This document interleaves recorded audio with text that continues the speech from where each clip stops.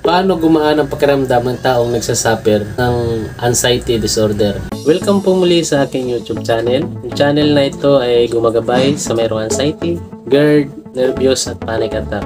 Bago po akong mag-umpisa, paki-like po, share, and mag-comment po kayo kung mayroon po kayong katanungan dito sa video na ito dahil mas maganda to ang magiging topic natin ngayon. Ito po ay patungkol sa paano gumaan ang pakiramdam ng taong nagsasuffer ng anxiety disorder. Bago ko po sasagutin, normal po yon kasi tayo naman, kagaya nung may anxiety pa ako, marami naman talaga tayong pinagdadaanan ng mga sintomas or mga nararamdaman sa katawan na napakahirap na iniisip no ay para nang walang kagalingan. Iniisip mo na wala ka ng pag-asa na mawala ito, yung mga nararamdaman, or nawawalan ka na ng pag-asa na gumaling ka pa. Ganon po yun. Dahil ako na-experience ko lahat ang mga sintomas na yan, lalo nabanggit ko dyan sa mga videos ko, sa mga 35 symptoms, nabanggit ko po ron. Alam ko po ang paghihirap na dumaranas ng ganong pakiramdam. Kaya kung gusto nyo po gumaling, para sa iyo to ang video na ito. Panoorin nyo po hanggang sa matapos dahil mas malaki po ang maitulong nito sa inyo. Malaki po ang maibabago ng inyong pakiramdam at saka gagaling po kayo rito.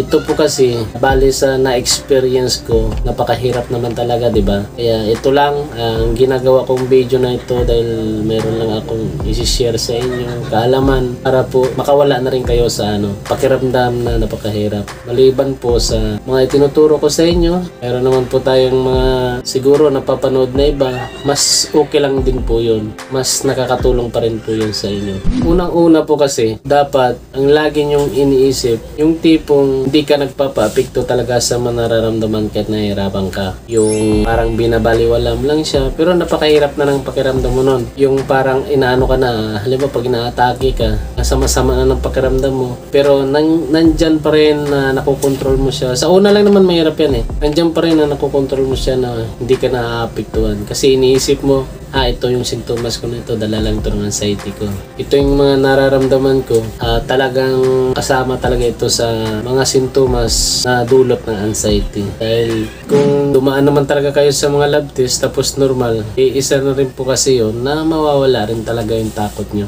Kaya isa yan sa nagiging pamamaraan ko, yung hindi ko pinapansin yung mga sintomas na kahit sobrang nahihirapan ka na. Dahil dyan, gagaling ka po talaga. Doon po gagaan yung pakiramdam nyo. Doon po mababawasan yung mga iba pang mga nararamdaman, yung mga sintomas, ano-anong mga sintomas na napakahirap.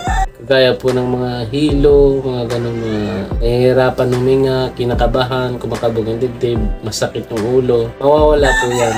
Basta hindi po kayo nagpapapikto sa mga tumas na magre-react sa katawan nyo. Hingin mo ng manok nito. So yun lang po ang aking mga ipapayo sa inyo. Kaya guys, i-iksian lang po natin yung video natin para mas may maidagdag po tayo na content. Sana makatulong po ito sa inyo. God bless po sa inyong lahat. Sana po ay gumaling na rin po kayo.